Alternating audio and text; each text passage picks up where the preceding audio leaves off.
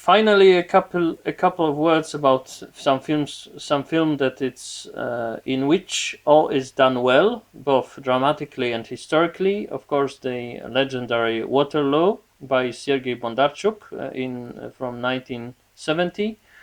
Everything is good in this movie, both dramatically and historically, and in military terms also, in military reality, and all is functioning well. The how the battle was directed and so on.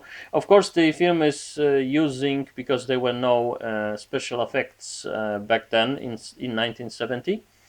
So there are many normal Soviet army soldiers who are dressed up and so on. And today it would be very hard to organize such a movie without special effects. But it's not the main. It's not the only advantage of the movie. These all historical events are presented correctly. This is far more important than using thousands of additional people dressed up, and also all the events and all the military technique of the day is presented well. So we have the film highlights the importance of the liaison between the two armies, the Prussian army and the British Hanoverian army.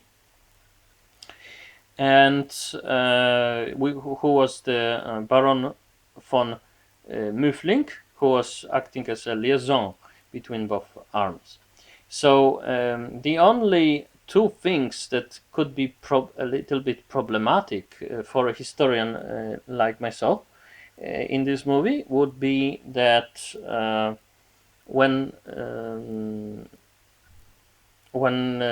Napoleon escapes from Elba Island, for instance, he is always presented as if France was really waiting for him, all the France, and he was, in fact, he deliberately chose Grenoble as the city in his itinerary to go only through Republican left-leaning cities who would support him as the product of the revolution, of course.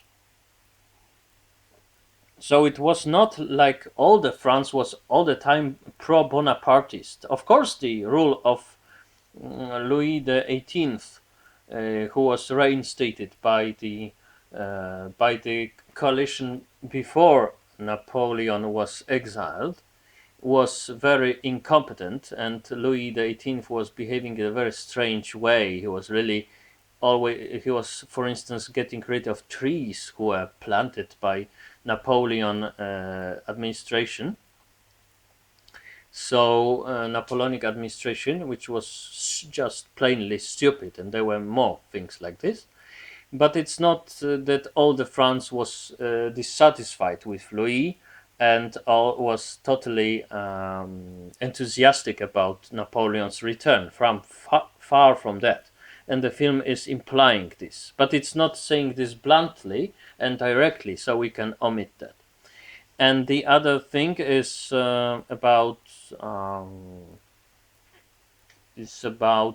Blücher, who is personally saving the British, because the Battle of Waterloo was really very well.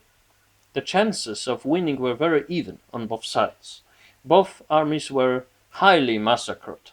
The 1/3 of both armies, the British army and the French army, the British army was really British, Hanoverian, Dutch, and Brunswick, and so on. But let's call it British because the British component was decisive and the biggest. So the British army was in 1/3 massacred, and the French also. So it was possible that on a small thing could change the balance of the battle, because both armies were exhausted at some point. And then the Prussians arrived, and the Prussians arrived in form of the corps, in front of the divisions commanded by Bülow, and a little bit later the troops commanded by Zieten. Blücher was not present at the battle. It came after battle, but it was very nice to have this wonderful Georgian actor who was saying, on, my children, and raise high the black banners," and so on. So it was for dramatic purposes, and it's understandable, and it changed the historical reality only a little bit. All things considered, Waterloo is just as the historical movie, the fabulum, the movie about historical events should be, and how it should be directed.